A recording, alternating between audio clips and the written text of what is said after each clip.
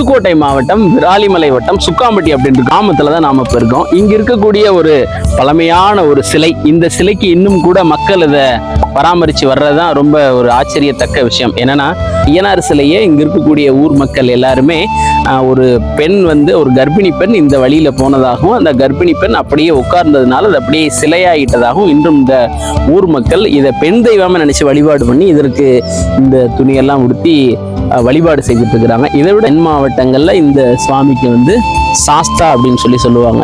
இந்த வலது கையை தொடையிலையும் அந்த இடது கையை முழங்கால வச்ச மாதிரி இந்த ஒரு காலை மேல வச்சு ஒரு சின்ன குன்று மேல உட்கார்ந்து இருக்கிறது போல ஒரு அமைப்பு.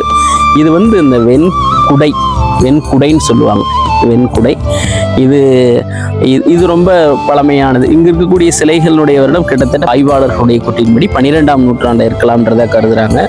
ரொம்ப அற்புதமான பழமை.